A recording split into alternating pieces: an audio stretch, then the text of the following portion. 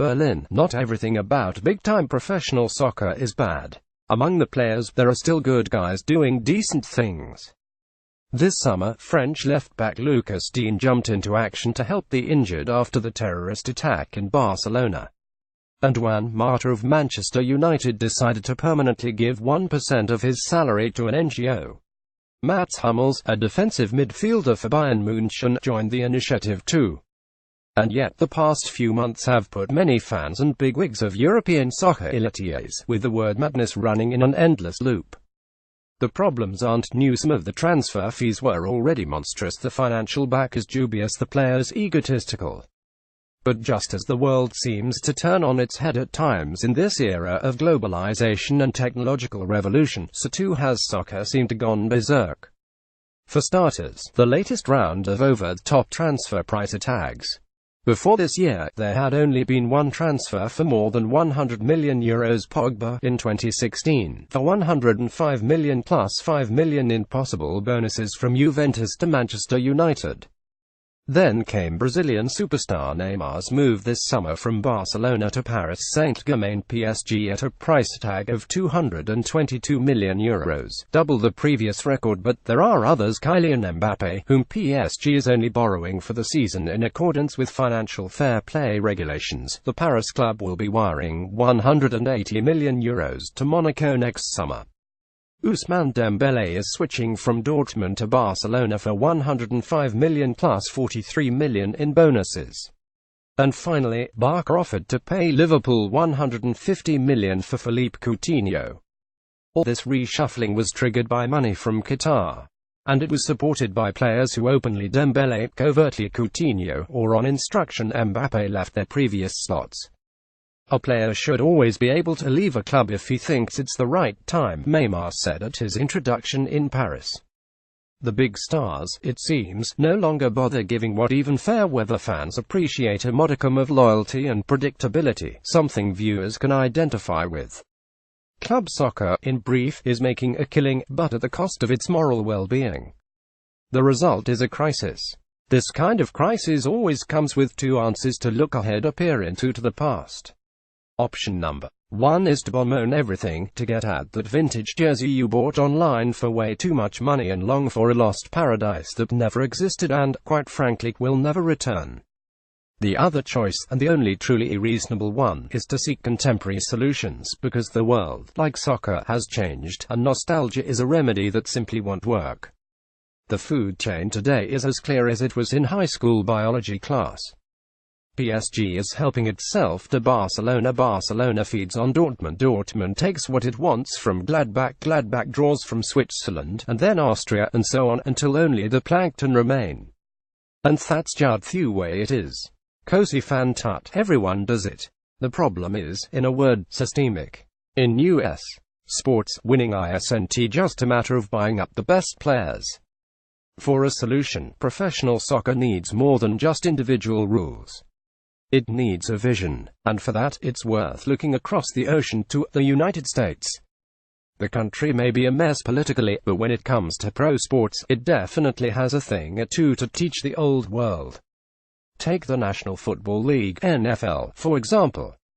With just 16 game days, plus a couple of playoff games per team, compared to between 34 and 38 game days for European soccer teams, the NFL nevertheless manages to make about as much money as Europe's four top leagues: England, Germany, Spain and Italy combined. Even more interesting is why the NFL has succeeded so spectacularly: socialism. That's right, professional sports in capitalist America, of all places, thrives on real socialism. Salary caps, financial compensation, and transfer preferential rights for weak teams level the playing field. These are handicaps one could only dream about in Europe's top soccer league. As a result, the NFL has had 8 different championship teams in the past 10 years.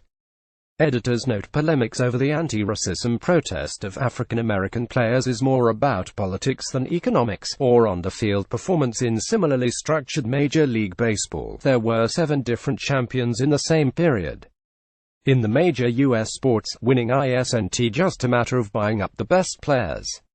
It requires strategy, executive planning, training and talent development. Salary caps should also be considered in soccer. But due to the reservations of the European Union, and different tax rates and legal practices, this appears to be realistic only if taken one step further, subjecting all the clubs to the regulations of a common league. Hence, a Euro League, the biggest bogeyman of all.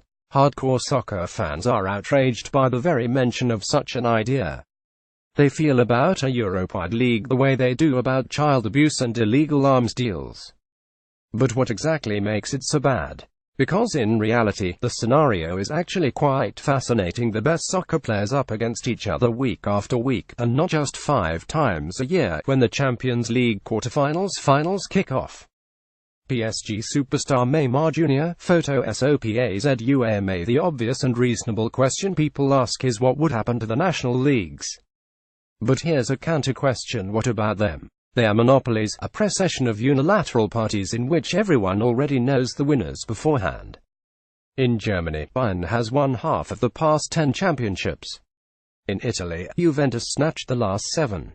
In France, PSG has clinched the top trophy in 4 of the last 5 years. And in Spain, FC Barcelona and Real Madrid have claimed 9 of the last 10 titles. There's also the fact that these teams, when playing in the respective countries, put in half the effort they do when vying for the Champions League. And they don't have to, because the benches are filled with players who are better than the guys their opponents put on the field. So why doesn't Bayern, for example, send some of that excess talent to Mainz? Because then it wouldn't be as competitive internationally. It's a vicious circle. The Euro League idea is a bitter pill for fans of tradition and custom. Understandably, but it's also an opportunity to return to exhilarating competition. Again, it's worth taking a look at the NFL.